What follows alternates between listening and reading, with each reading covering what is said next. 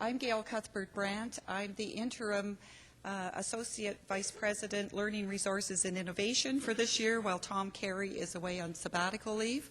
And I would just like to welcome you all here this afternoon, and thank you so much for coming out. We have a wonderful speaker this afternoon. I'm so pleased, George, that you came yesterday so we didn't have to worry about flights and those things, because the weather has taken a turn for the worse, as you know, if you've been walking across campus or driving here. So you're to be commended for coming in despite the weather. I'm sure that it's kept some people away this afternoon. This is our second annual President's Colloquium on Teaching and Learning, and I would remind you that the President's is a collective presidents with the apostrophe after the S, and I think that's really important because it shows the extent to which the Faculty Association and the University Administration have come together over the last number of years to say teaching and learning are really a very important part of being a research-intensive, world-class university, and we have been putting more and more attention, more and more resources into that area. This PCTL, as we use the acronym, is in a sense under the auspices as well of our Teaching Excellence Council. And so we've had a group working on this for a while, and I will thank them later on in the afternoon. But it's my great honor now to introduce our president, the president of the University of Waterloo, David Johnson, to come and introduce Dr. Koo. Gail, thank you very much. I'm a minority amongst you in one respect, and that is that this weather is second nature to me. When you're born in Northern Ontario, as you know, you have skates put on your feet before booties. So whenever it's freezing rain, that's just an opportunity to go out and exercise a little bit. For those of you who don't belong to that minority, thank you very much for making the effort to cross the ice and be here today. Gail, I'm so glad that you pointed out that this is the President's S apostrophe colloquium, because it permits me to emphasize, as you did, how fortunate we are to have the interest and support and great enthusiasm of Royden Fraser and his previous colleagues who have been president of our faculty association and the association itself. It speaks volumes about the nature of this university when our faculty association is as deeply interested in very high quality teaching and a marvelous learning experience, and with us are constantly saying, how do we take a very strong community and make it an even better community? That permits me also to pay tribute, as Gail has, to the other organizers of this colloquium today who have brought Professor George Koo here. George is the Chancellor's Professor and Director of the Center for Post-Secondary Research at Indiana University in Bloomington. The center, his center, is home to the National Survey of Student Engagement, whose acronym is pronounced NSSE.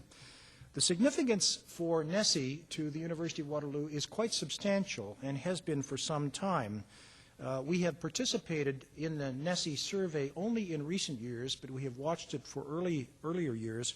And in 2003-2004, with our other G10 colleagues, the most intensive research universities across Canada, we engaged in the NSSE participation, and to our great delight, that initiative has been taken up by all of the 18 Ontario universities with the very strong encouragement of Minister Bentley, the Minister of Training Colleges and Universities, and will be, I think, a very important tool as the new Council on Higher Education, recommended by the Ray Report, comes into being, as it attempts to gather the best evidence it can from everywhere in the world on how we constantly improve our learning and living environment.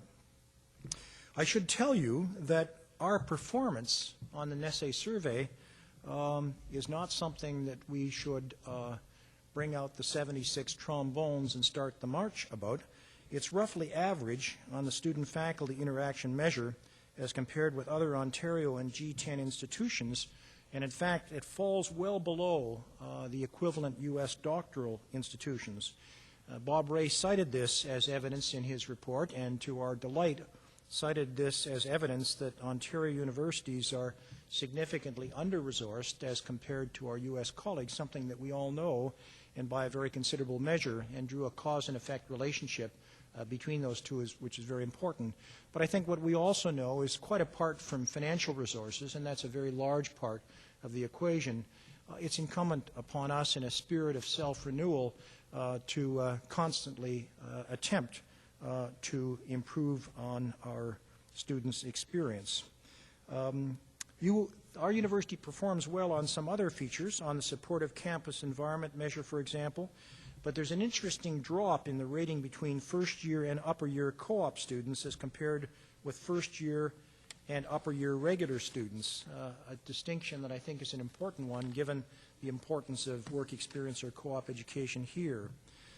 Finally, despite differences between Canadian institutions and U.S. participants, NESE has a wonderful value for us, not entirely as a comparative tool, but something that allows us to compare ourselves with ourselves over time, to simply analyze where we're going on these different indicators, and in particular, how our efforts to intervene with new programs, new initiatives, some adjustments, whether that produces the kind of positive results that we should be striving for.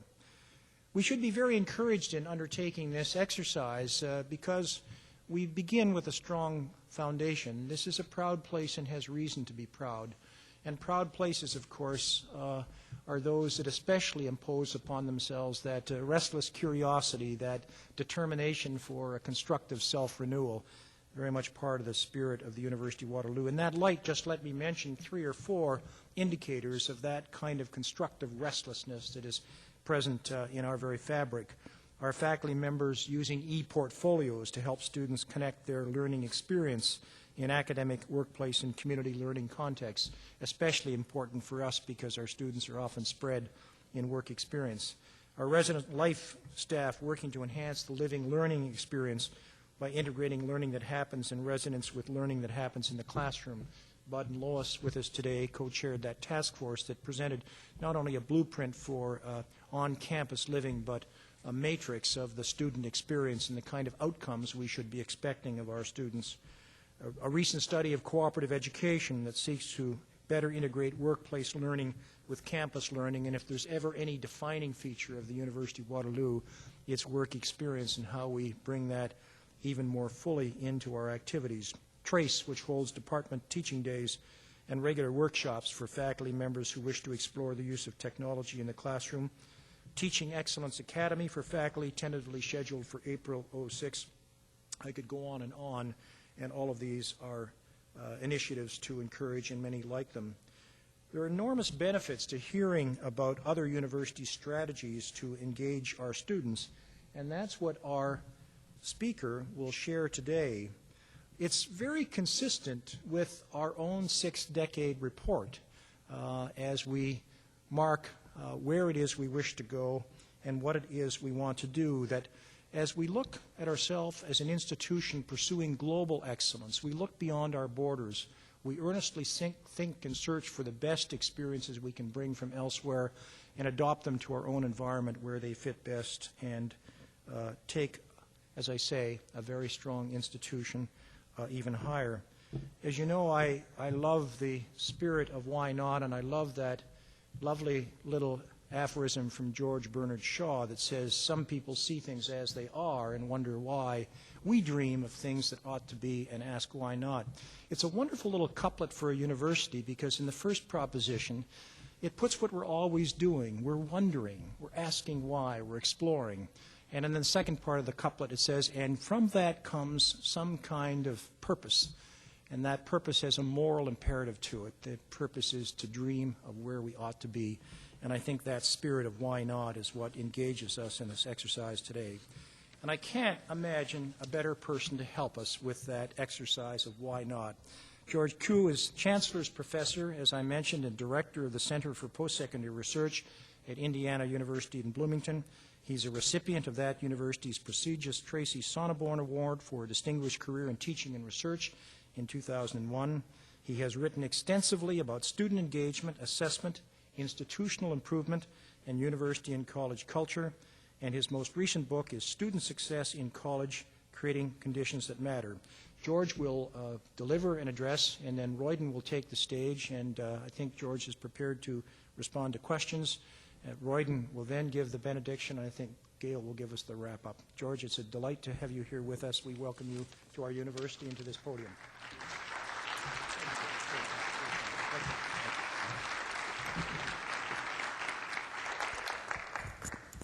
Thank you very much.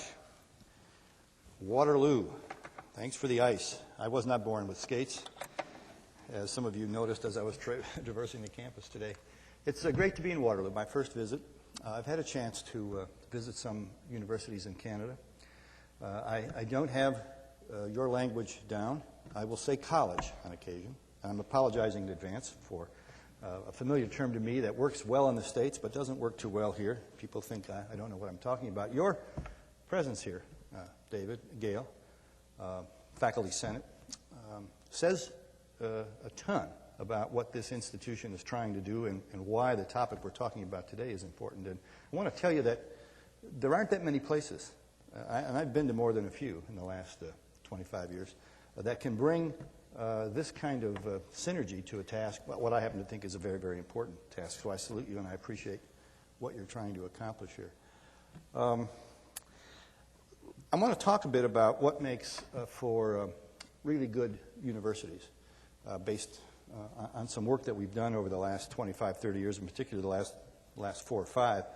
And I know we come from kind of different segments, if I can say that, of university life. Some of you work with students primarily in the classroom, and some in labs, and some in studios, and some outside the class. And some of you work with them very, very closely in settings that we probably don't want to know too much about.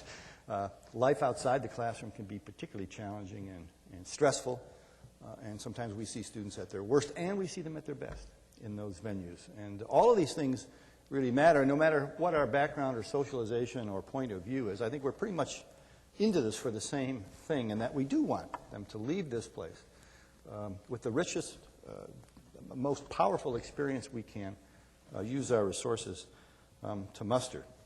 One of the things I want you to be thinking about today, and by the way, I'm going to be talking a lot about research in the United States. And David's already kind of hinted at this. I mean, there's good news and bad news there. The good news is we've got a lot of it. The bad news is not all of it may translate as effectively as I'd like. And so you're going to have to help me here. You're going to have to do a lot of this translation yourself. Some of these things are going to fit perfectly. Some of them you're going to say, I'm not sure that works for us.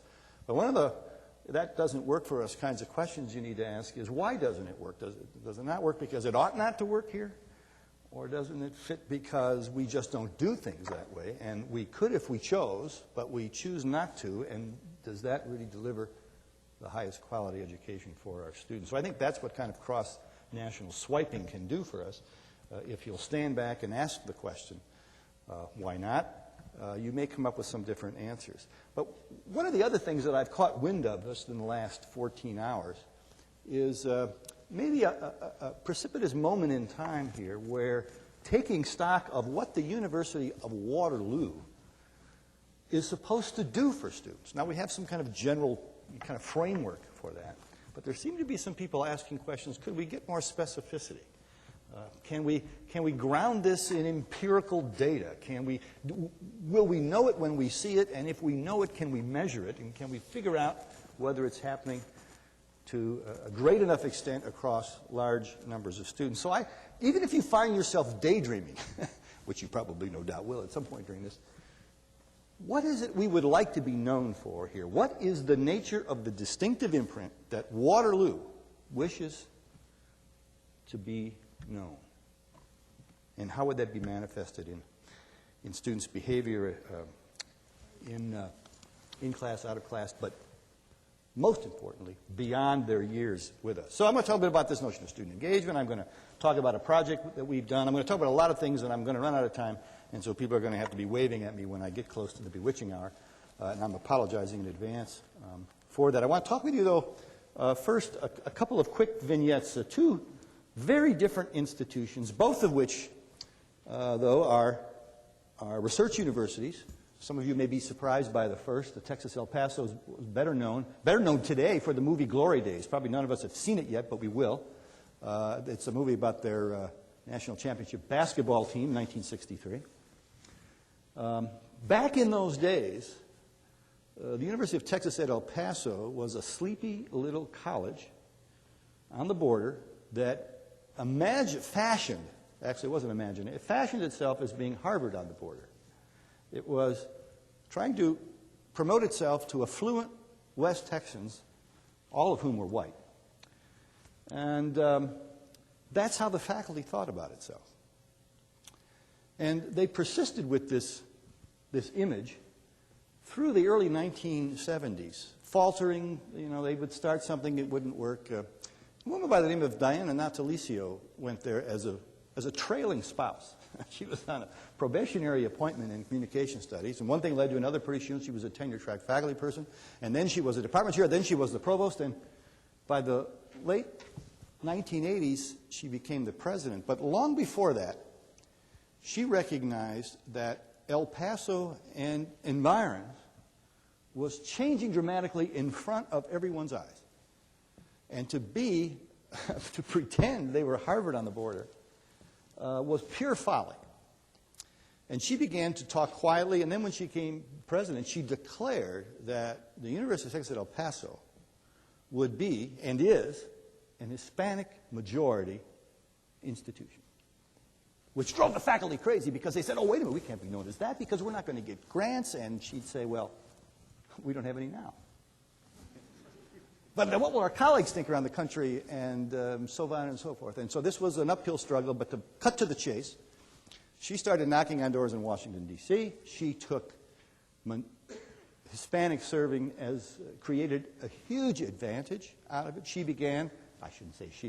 Her faculty began to get funding from the National Science Foundation and other large federal, corporate, philanthropic sponsors. And now they are, I think, the leading producer of Hispanic degrees in engineering.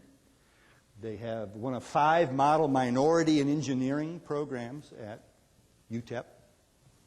Beyond that, they took what was a very effective learning community for Hispanic students because they knew they had tremendous obstacles to overcome in terms of their educational preparation, and they developed a model first-year learning community, which has now become the framework campus-wide at UTEP. Well, we'll talk more about learning communities later. So this is a place that chose to take control of its future with strong leadership, but mostly with faculty endorsement of what I'm going to come to call effective educational practice. Now, the University of Michigan is a very different kind of a story because they have been at the very top of the United States pecking order for public research universities for a long, long time, and with good reason. We won't need to go into that. But in the mid-1980s, when some foment was happening in the states around undergraduate education, the then provost there, who became later president, appointed a blue ribbon task force to look at the quality of undergraduate life. He had no other recourse but to bring in, this was a strategic move on his part, he brought in all the titled professors from the College of Arts, Literature, and Science and said, what should we do to improve the quality of undergraduate education? I'll fast forward. The University of Michigan has done 6 major studies of the quality of its undergraduate experience there between the late 1980s and 2001. Decided to sink $18 million. Now, Michigan, you could say that's a margin, it's a rounding error, maybe 18, but it's 18 million that could have gone to other initiatives. They opened up a kind of an internal RFP process, request for proposals, to everybody, students, staff, faculty. What ideas do you have? And we're particularly interested in collaborative work across faculty, staff, and students. Good ideas we may choose to fund if we can find ways of generating assessment data to demonstrate that how we're using the LUT actually matters. Some of you from the Residence Life folks I know have visited Michigan because it's a hotbed of living learning communities. They've been around a long time, and they're stretching that influence around the campus. But my point here, and they created a set, for now, professors, a set of faculty, distinguished professors, who would commit themselves to undergraduate teaching. Finally, they committed the university to providing a small, i.e. 20 to 25 students, seminar for every first-year student.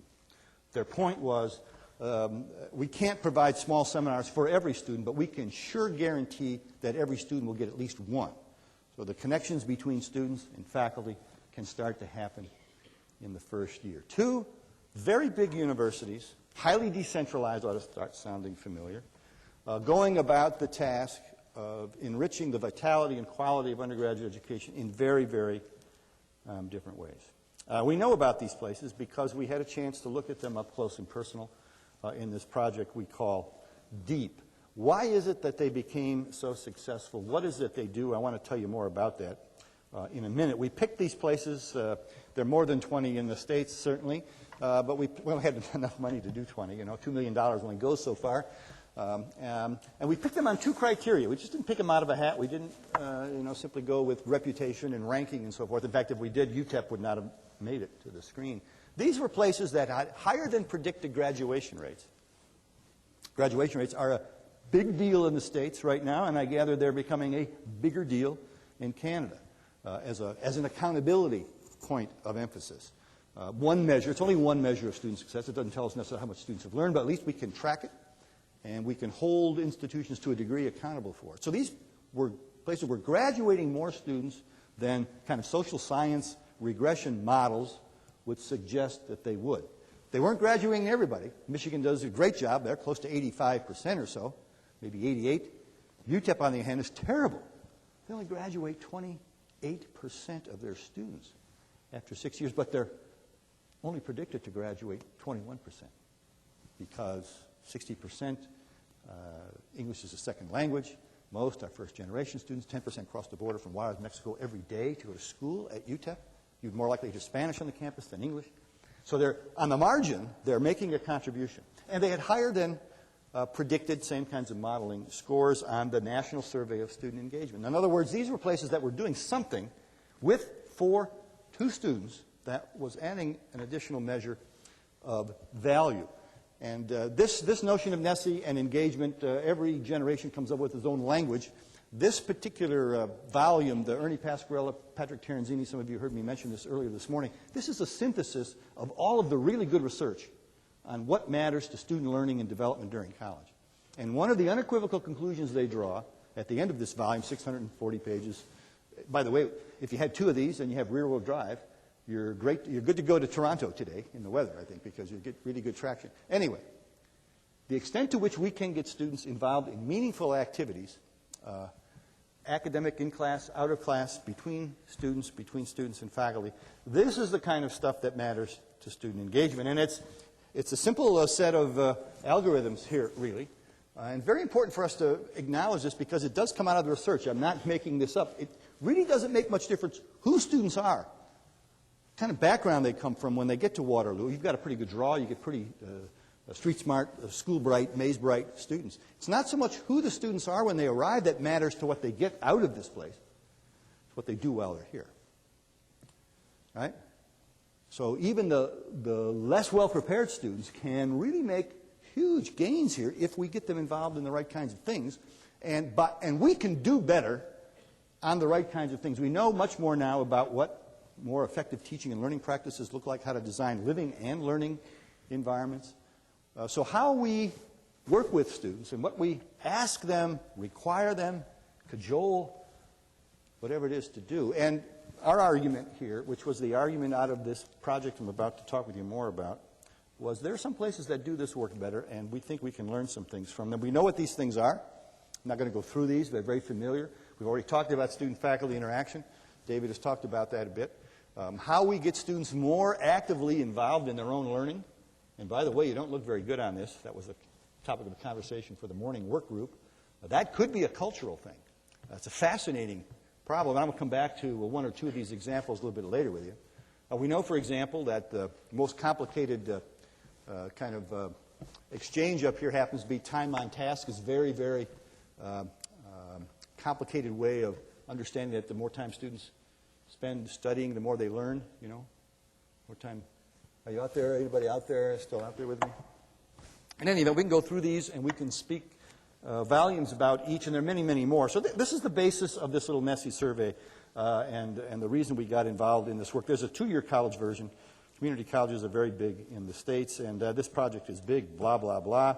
And I'm not going to go through this stuff and so on and so forth. This is what we ask.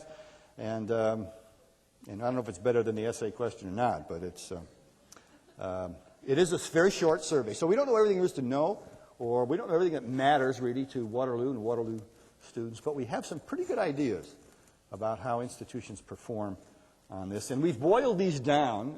David's given you a foreshadowing of this in his opening remarks. This is social science jargon. We've boiled this down into kind of 5 clusters of student behavior and institutional performance that we know matters to the desired outcomes. We know that if we can set the bar high, if we can increase expectations for student performance, if we can get them to write more with feedback, very important point, not just writing vast amounts, not just reading vast amounts, but actually then getting them to do things with it, more than memorization, but the application and synthesis. We know that if the right kinds of interactions occur between students and faculty, positive things are likely to happen. And it's not simply going and having a Coke or sitting at a bar and talking. It's the substantive exchanges. We can get after that over wine and cheese later, perhaps. Active and collaborative learning. Are they puzzling through problems in the company of peers, which mimics what they're going to be doing in real life? That's why your co-op programs are so powerful in many ways, even though you may not be capturing and squeezing as much out of that experience as we might. But taking responsibility, making class presentations, have a chance to test your ideas in the context of the class with peers. Is the place supportive? You know, student perceptions matter. They don't matter so much in terms of how much they learn. They simply matter whether they'll stick around, whether they will stay on task, whether they will take risks. So the extent to which we can create a welcoming, affirming environment. And of course, I don't know who these students are, but some of your students find this place more welcoming and affirming than others. And Nessie can be a bit of a diagnostic in that regard. And the extent to which we can create enriching experiences. The co-op is a huge advantage for many of your students. So a study abroad for some, so could be doing research with a faculty member, and so on. In any event, so we have these. So let me ask you this question. Prompt feedback. Prompt feedback is considered, it was on that earlier slide, you know, as an effective educational practice. Now, we can quibble about what the word prompt means, and even perhaps what we mean by feedback. But what percent do you think of your first-year students at Waterloo say they never get it? Never. 4 classes, 5 classes. Hasn't happened. What do you think?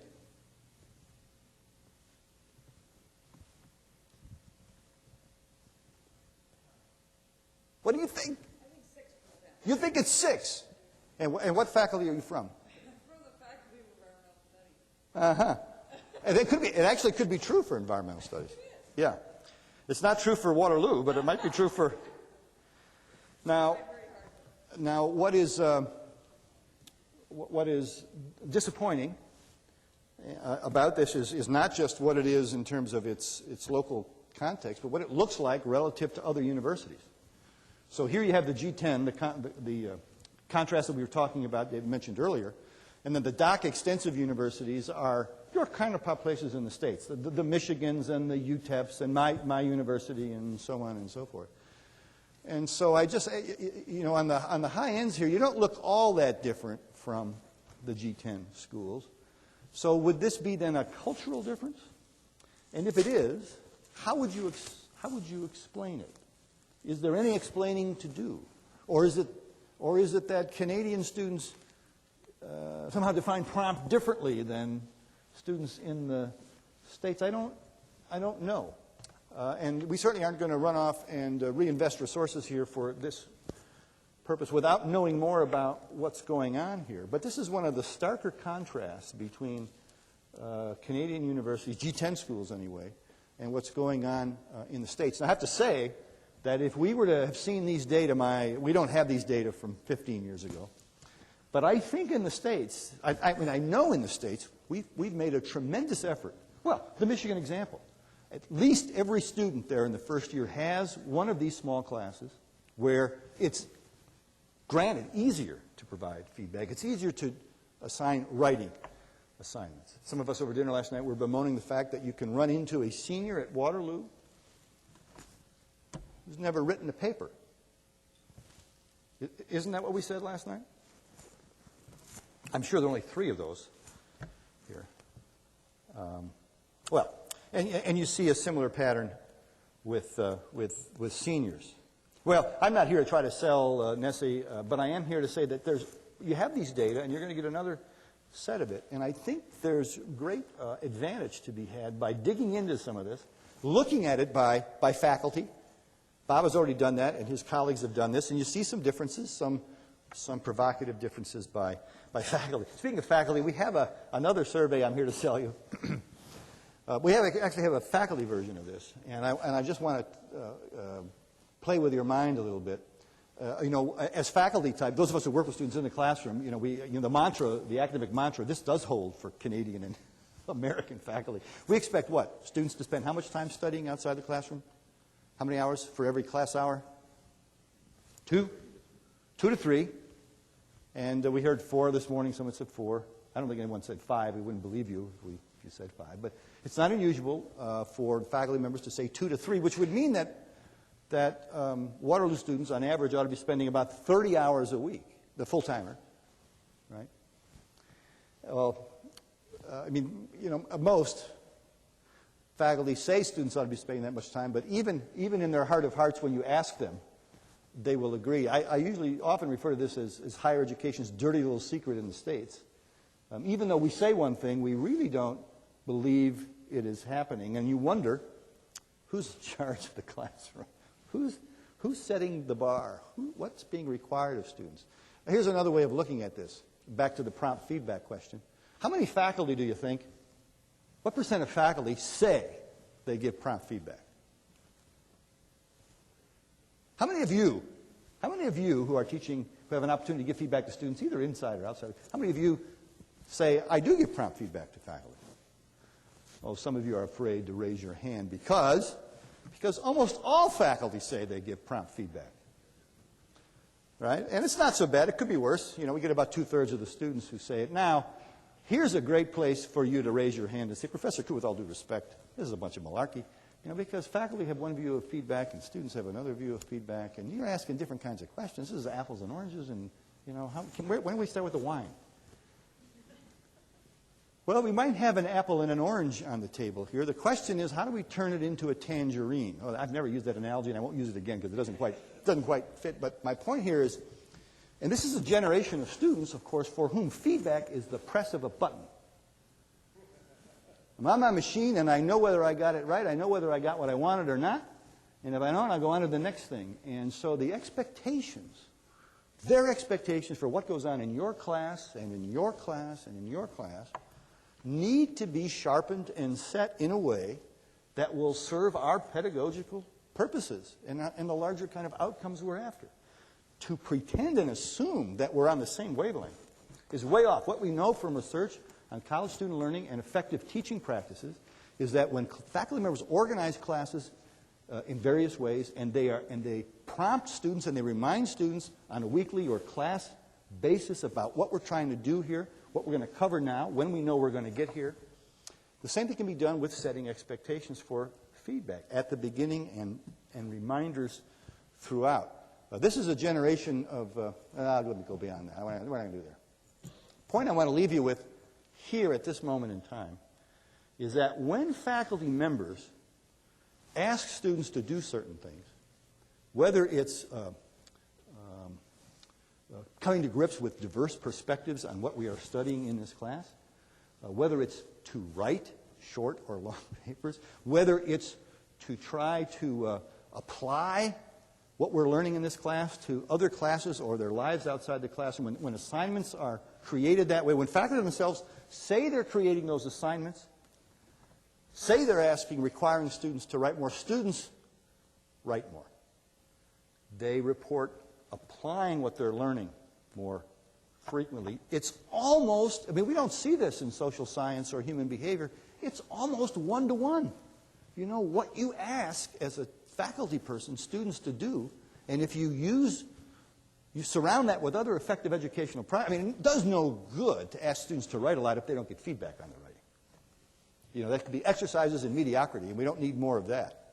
So in some instances, we may want to ask students to write less, but provide more feedback, if you follow what I'm saying here. Institutions that go after this stuff in an intentional way, and you've got a hotbed now sprouting up here of scholarship of teaching and learning and the other learning communities here. Let me get rid of that. This is just a lot of garbage. What I want to do is to tell you a little bit about these places that we had the privilege of learning more about. These 20, others now have labeled them high-performing. We wanted to call them simply pretty darn good universities. How did they get there? What did they do? What is it like? Now, these are the 20. They're very different types of institutions. That was intentional on our part. These are not the best 20 schools in the United States on either graduation rates or student engagement, but they are a diverse set. They meet the test. Something's going on here that got students to be more engaged and kept them around, or some features helped them graduate on the 6-year basis. And you'll see some places that are more like you than others. We could learn, I think there's a fallacy here that we can't learn anything, for example, from Wofford College, which is a small liberal arts college. It's the smallest college in the United States to play Division I football, if that means anything to you. I asked Bernie Cunningham, the president there, why they play the University of Maryland at College Park every other year, and he said $750K. I just hope none of the boys come back broken. Anyway. Is there anything to learn? Is there anything for Wofford to learn from a women's college? Oh, I think there is. But I'm going to focus most of my examples on places that are more like you for the face validity here, not take on your challenge. How we did this work is explained in the book. Everybody ought to have a couple of copies before they leave today. But it was a massive project. We talked with 2,700 people, many of them more than once. We had a large team of researchers, blah, blah, blah. Trust me on this, it's all written. But the point now is for you to be thinking about, I'm going to provide only a few examples as time permits, about what some of these places are doing to enhance academic challenge, to encourage student-faculty interaction, and so forth. And there are implications up and down the line, I think, for any institution, but since it's Waterloo, for Waterloo. And then hopefully you'll go away, but you won't go away mad. You'll go away, I hope, pondering and maybe a little consternated, the pearl coming out of the consternated oyster. And I hope there'll be some people then who'll wrestle you to the ground and trap you in small groups in days and months beyond this to see whether some of these ideas have their place at Waterloo. And I want you to hold yourselves to a little higher standard here. I don't want you to be, positively restless places even sometimes can say, well, we look a little better than we probably are. That was supposed to be a joke. Fine. All right, what about this? Can someone translate this for me? They got it right off at the University of Texas at El Paso, I'll tell you. There are a lot of ways to get to the top of this mountain, and so I'm not here to present you with a blueprint or just kind of the one best way. It's got to be done the Waterloo way, although that can get you into trouble too, because the Waterloo way may be the problem in some instances. If we get time, we'll come back to this knotty little thing, nettlesome thing called campus culture. So there are a lot of different ways to get there, and the one thing that is impossible, I think, for me to overemphasize, though you'll probably disagree by the time we're done, is that if you can find some things that work, some configurations of first-year seminars or learning communities, safety nets, for example, I know the first-year engineering program, kind of built in these redundant safety nets. Why is it that some of these things aren't taking root elsewhere when you have evidence that they're working? In this book, and you've got a handout, I think, but maybe you don't, that summarizes these kind of 6 conditions that were more or less shared across these 20 very different places. And we could spend our next hour or two talking about each of these, and I'm not going to do it. I'm going to give you a few examples, but mostly I'm going to focus on more specific practices that are in play at these places. And it's no one of these is more important than the others, but they have to, like most other organizational theorists would say, kind of work together. I was taken, though, with your opening comments, David, about number 5. Our language is improvement-oriented ethos. And that's really not being completely satisfied. In fact, let me just give you a quick example. We went to one of these colleges. It was our second visit. We made 2 rounds of visits to each of these places. We wrote up a report. We got some feedback. So we weren't just blowing smoke. We thought we knew what we found, but we wanted to be sure that people would validate. We went to a place, sat down 9 o'clock in the morning with the provost. He had read the report, and we're ready to take notes. We wanted to get, change the factual, correct the factual errors, find out what we missed, who we ought to talk with next, what were the big holes. And he said, this is a fine report. We really appreciate your coming here and doing this. Now, What can we do better? What can we do better? I mean, that's not a terribly powerful statement taken out of context, but it represents the difference between pretty good and getting really good. Somebody's always asking, and we have dozens of stories like that. Well, living mission, lived educational philosophy. I didn't think I had these slides in here, actually. I thought I was going somewhere else with these. But in any event, here's George Mason. A young place like yourself. They're actually younger than you are. They were founded in the mid-1960s. And when they started, they said to themselves, look, we're not going to stop experimenting. And this is how they recruit faculty members. We want to be in the right place at the right time, and what the right time is going to change for us. We're going to be here, however.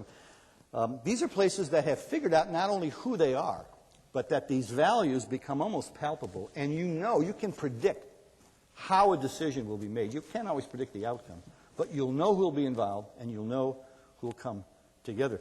The University of Kansas is a research university, and like so many, including my own, found itself warped, out of whack in terms of its reward system and what faculty members were doing and what was valued in terms of teaching and research. And their language, in retrospect, is a sea change in terms of giving more emphasis to the quality of the undergraduate experience, particularly in the instruction. One of the things that they've done at KU, is how they refer to themselves, is in order to guarantee smaller enrollment classes throughout the 4 years of study, they've created some huge mega-sized classes. They built facilities that would hold 800 and 1,000. I mean, it's very counterintuitive. But they did it because of enrollment pressures and not getting funding from the state to increase numbers of faculty. And so now they've done things, but these are not large lecture rooms. They're outfitted, they're techno-rich. Cameras will zoom in on someone sleeping. Who's sleeping out there? Camera would zoom in on you, and someone, and you don't fall asleep in that class anymore. And you go to that class because there'll probably be a pop quiz. So the institutions that have 50 and 60% average enrollments in lectures, we're just asking for it because there's nothing going on there that requires you to be there. But if you're giving a pop quiz, or you've broken that large lecture into some small working groups, that one of the days we were there's a class of 850. They were in the room for 10 minutes, and boom, they burst out the doors because they were given an assignment that had to take them outside into the campus to compute wattage in various areas of the campus. And they were back in that room 15 minutes before the class ended, debriefing with the TAs, very tiered instructional. I mean, it's an example, It may not work at lots of institutions, but it's working at KU. These are places where it really is mostly about what is happening. We called it an unshakable focus on. We were trying to come up with something that would be memorable. Unshakable focus on student learning. The cool passion for taking students where they are when they start and moving them along to a point where they are very different. We overuse the word transformation, But if we were trying to describe what these institutions wanted to do, it would be to transform the students that showed up. And so we found the phrase cool passion to be a much better description here, contrasted with kind of a hot passion. We think of passion, we think of something that might burn out, but these were places where the flame, of teaching and learning continued to burn, bent toward engaging pedagogies. These are places where at a lot of schools, the concepts of active and collaborative learning, they're there, but they're on the margins. At these places, they have now infiltrated and they've become front and center. Not every faculty member uses them. I don't mean to say that. But they're no longer viewed as experimental, although a lot of experimenting goes on. You want students to learn how to write? Then you require them to write. Is this labor intensive? Yes, it is. Does it mean we aren't going to do some other things if we want to choose to go this route? It certainly does. And then there are edifices set up around the campus to make this work. I've already mentioned El Paso. One of the things I didn't mention about El Paso is because of the cultural dynamics working there, and to get more Hispanics to take advantage of university study, they had to move a lot of what they were doing into the community so that people there who had no experience with post-secondary education would have a sense. So they teach a lot of classes in the community, not simply because it's kind of an extension operation. They simply said it was a mandate that they had in order to encourage more Hispanics.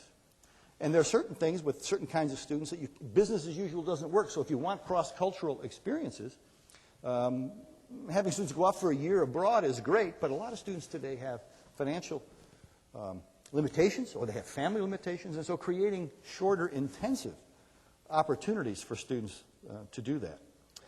No matter if you were on the mountaintop at Swanee, 10,000 acres, the domain they call it, or at Alverno in Milwaukee, or Cal State, which is a former military base, no matter where you were, I don't know, I haven't had a chance to really meet and know Waterloo students, but one of the fascinating things is every place we went, students would say kind of the same thing. Boy, is this a neat place for a college. I can't imagine there can't be any better place, right? How does a university create that kind of affective tie with students? And it's not all about football. Some of these places don't play football or that. It's not all about that kind of out-of-class stuff. It's intentionally tying the institution. You have an advantage with co-op and so forth and so on. Place conscious, taking good care. But Cal State wove it tightly into the academic program. They believe so strongly in terms of their mission that connecting to the environment was so important that they require 2 service learning classes. These are courses, these are academic experiences across disciplines that take students into the community, to do work, and it's tied back. You've got a few things going on here, I understand, in service learning. It's a very powerful part of the Cal State Monterey Bay, and I have to say, the research on service learning is very, very powerful. You can't see a study that doesn't show students gaining more, investing more, not just in that course, but in other courses. Cal State Monterey Bay, by the way, also, to socialize new faculty, takes them out in buses. A lot of these faculty will come from New York City or Fairfield, wherever, and when they get to Monterey Bay and when they drive around and see where students are coming from, the neighborhoods in which they live, it's a very different sense of who these students are that I'll be working with. I'm sure you do a lot of this. Mason, for example, has got the advantage of Washington, D.C., huge, all sorts of things going on, and very, very intentional ways of tying it to the campus. More environment stuff. Let's just blah, blah, blah, and press on. And, of course, all right, digital environments, And there's more to be said about each of these, and I want to be mindful of time and give us time to talk. One of the most interesting findings for me out of this project was the ability of these places to tell students very directly, consistently, repeatedly, what they needed to do to survive and thrive here.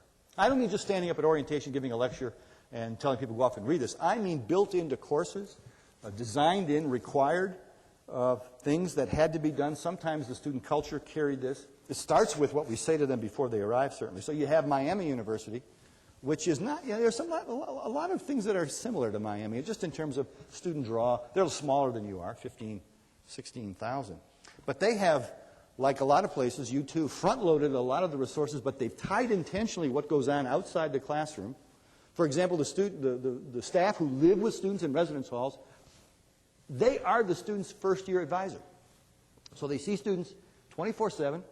You don't have to go way out of your way to get academic counseling and advice. It's a model that works for them.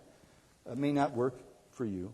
And there are a lot of other things that they have done. Here's KU.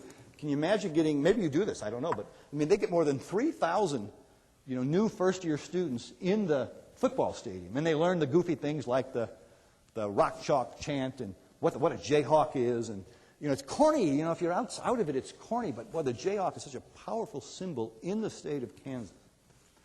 And they finish this off with a crescendo. They ask the legacies to stand. And so they're upper-class students in there, and one by one they say, and pretty soon almost everybody is standing in there. Not that everybody went to the KU, but it's a very, very powerful. So there's a sense of connecting the emotion to, and figuring out who these people are and tying the way we deliver instruction.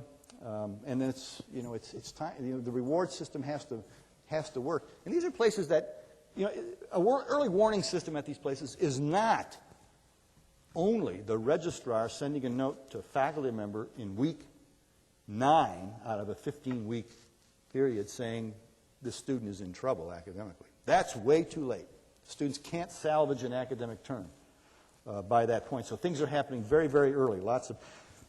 Kansas has decided, at many institutions in my country, the graduation, now we count 6-year graduation rates. You're probably doing something similar here.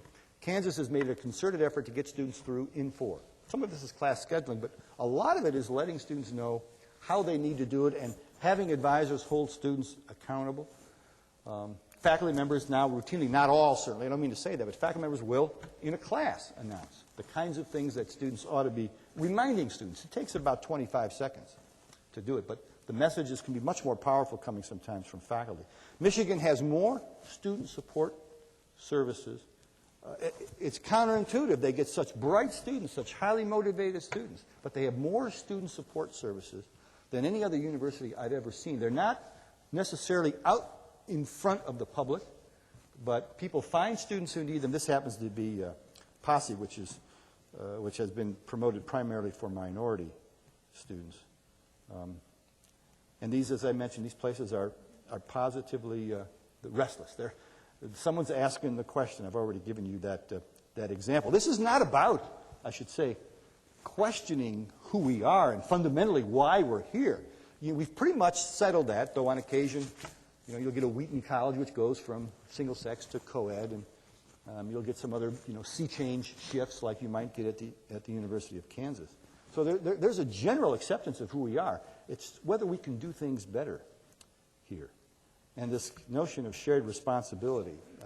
This is about all of us tending to the commons. There's lots of talk about collaboration. You're doing it here. You're in the throes of talking about bringing the out-of-class experience closer to the academic experience and vice versa. But these are places that have figured out kind of how to do it and where learning takes place and where support comes from. Some of these places like KU, they've built it in. By faculty senate charter, 20% of all the committees have students on them. and including most search and screen, not the personnel committees. You know where we're going with some of the confidential stuff. But not only are students on these committees, but the president or the chair of the committee is always a faculty member, including the community assembly. President of that group is always a faculty member, and the vice president is always a student. And it is a hoot, they say, when the faculty member's gone, on a professional trip or something like that. Students end up running meetings there. Well, you have to be there to... Let me just press on. I want to finish here in about 5 or 10 minutes, so we do have some time to talk. These data that you're getting from NESE and from other sources, they're really... It's not about the numbers per se. It's about what the numbers represent in terms of the concepts that they theoretically hold true or important to us. And so, one of the things I hope you'll be thinking about in terms of Waterloo, some of these ideas and others that we've talked about this morning in a smaller group and that you might read about, what should we be trying to do here? How clear is the path to student success at Waterloo? It may be clear in engineering because, it's a cohort, it's a smaller group, and they do things together, and they learn from one another, and that's good news and bad news sometimes because they can become isolated and insulated. What do people need to know to survive here? Now, we can say we do that during orientation, and we do a little bit of it. Are we socializing students early enough to the things that we want them to value, and how do we know? Are there things that work really well here in some units, but no other units do things like that? Why? If we find something that works, can't we not adapt it or mimic it or find some counterpart so that more students get touched, whether it's a first-year seminar or a learning community experience? If you find something that works, this may not be the Waterloo way, certainly not the Indiana way, Indiana University way, but why can't we require something akin to it if it's educationally sound? Who's going to take the lead on this set of initiatives at Waterloo. By the way, you can ignore all this stuff. These are first-order considerations. I'm just laying them out because I'm on a plane tomorrow, and you'll have to worry about what happens next. But if everybody is responsible for it, I'm talking now out of both sides of my mouth. This is kind of Janusian thinking and talking. On the one hand, everybody has to take responsibility for this. On the other hand, if we let everybody take responsibility for it, it may not get done because someone else is in charge of making sure it gets done. Well, there are some things that can be, some kind of best practices in this kind of work. So someone has to take the responsibility. And then how do we squeeze the synergy out of this in a way that's consistent with our values and our culture? What else is going on? Almost all campuses have a set of diversity initiatives, right? Someone is working with this group and someone's working with that group. But we don't think about how we might tie that to the scholarship of teaching and learning, which is yet another group on this campus. And then there's an assessment group. We have an assessment committee. And they're supposed to be collecting data on the impact of various initiatives. And we don't bring them into the conversation with the folks who are doing diversity work or the living learning community. Now, not everybody can be talking with everybody else at the same time, but somebody ought to be mapping what is going on and drawing, instead of dotted lines, maybe darkened in lines. There are a lot of things going on almost every campus, but they tend to operate in isolation. Sometimes that's following the cultural mores of how the university itself works. Ultimately, we get down to dollars and cents. This little book by Michael Lewis, some of you may be familiar with it. The Oakland A's, the professional baseball team in the States, for many years had the lowest or second lowest payroll in Major League Baseball. And they were always getting to the playoffs. So they were finding talent where no one else could find it, and they were paying less than market prices for it because they began to explode the myths about what makes for a good professional baseball player. The old story about sending the experienced scout out, and they would, that guy's about, 6'2", and he looks like he can throw well. I bet he runs fast. Oh, he hits a home run. That's the kind of... Well, Billy Bean out there and others, he's now that approach using data to determine how professional baseball teams actually win games. It's not the home runs, it's the on-base percentage that turns out to be very, very important. Now most Major League Baseball teams have MBA wizards trained at Harvard and Stanford in their front offices crunching numbers. Well, if you were to crunch some numbers about throughput, who starts here? What do they look like? At what point do they leave university? In what areas? Would you discover some things that you don't presently know about the student experience here? Maybe you've already done this. It's not just about the number. So you've got to move from the number then to the environment. Who's doing the right things? Can we find more of them to work here? What programs? The hardest thing, and none of these schools do it well. I haven't been to one yet that does it well, so maybe nobody can. What isn't working? And this is really hard because we're somebody's invested in that, psychically and financially. But there are things that probably aren't working very well at Waterloo.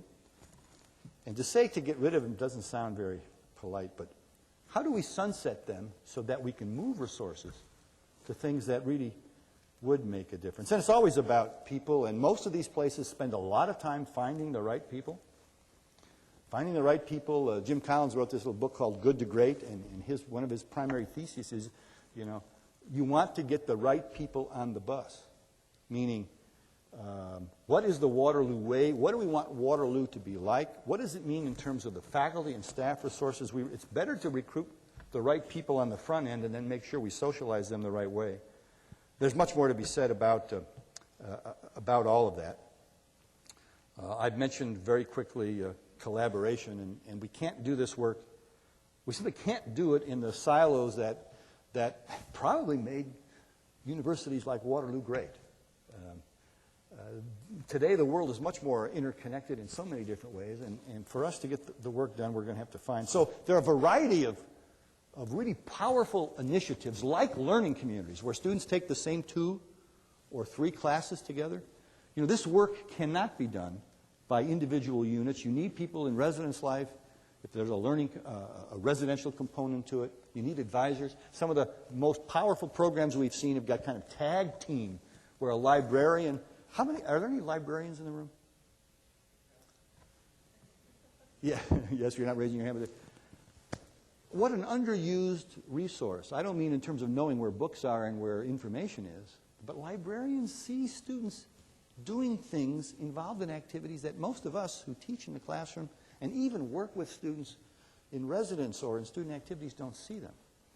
So ask for a raise. But there are a lot of ways that we can get more people involved in some of this work, and ultimately it's really about the entire campus. I got to tell you this story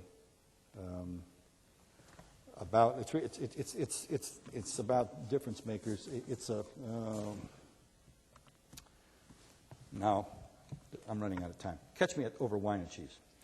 Sooner or later, it's about campus culture, and I don't know enough about this place to know I don't know enough about this place to know what we can't talk about. So I probably already said some things I shouldn't have said. But there are things we can't do. No one ever tells you you can't do them. You just figure this out on your own, right? And so maybe it's time to have a look, particularly for the disengaged, underengaged, the students who just can't find their way here. What is it about this place that may be turning them off, alienating them, in fact? It sounds to me like this notion of positive restlessness. It's certainly something that the president wants, and there may be enough evidence to suggest that you have it. Now, the next question is, how broad is it? Has it seeped into all the corners of the place where we need to have this willingness to question whether we're doing things as well as we can? You've seen that before. One way to find out a lot is actually to ask students. Some of the institutions have done very interesting work with, for example, NESI data. Handing the NESI data over to student government. I was at San Diego State a few months back, and the faculty have been talking about general education, revising the gen ed. I don't know if you use gen ed, general education as a... Don't use it? Yeah, this would be sets of skills and competencies that students ought to have, and then the delivery mechanism for it, courses that would give students... It's kind of like deciding who you want the Waterloo student to be. They would take certain... In any event, general education is a big deal in the States, and we never do anything about it, most of us. And so the faculty at San Diego State were talking about it for years, and the student government decided to do a survey on what students thought about the general education program. And so now their faculty senate there is now involved in looking at gen ed and taking it up as a cause celebre. You can learn a lot of things from students about... If you ask students what Waterloo might do to, for example, encourage more active and collaborative learning. That's mostly a faculty decision here, I realize. Or to create a more supportive campus environment. You will hear some things that we might never think about. This is Jim Collins again. I'll just end with this notion of how you actually move from really, really good to great. I mean, maybe you are great. The NESI data would suggest, as it does for most institutions, there are places where improvement can be made. But none of this work certainly doesn't happen overnight. And it doesn't happen without leaning and focusing on some very specific things. I've already mentioned the kinds of things. If you find things that are working, maybe you ought to be investing more resources in those kinds of things. Not everybody doing the same thing, but none of this takes place. This could be tonight in Waterloo. None of this takes place without making mistakes and without slipping and sliding and some backward movement. But it's too important. For what shall we be known? It's a really bedeviling question because it's so hard to answer, because it requires so many people to come to one mind on matters, at least at a level of generality that isn't so general that it means nothing. And it's seems to me it's worth pondering at this point in time.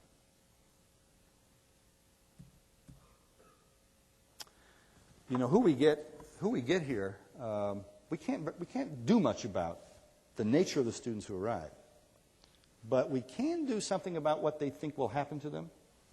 and what actually happens to them. And so when the final analysis is not so much about money.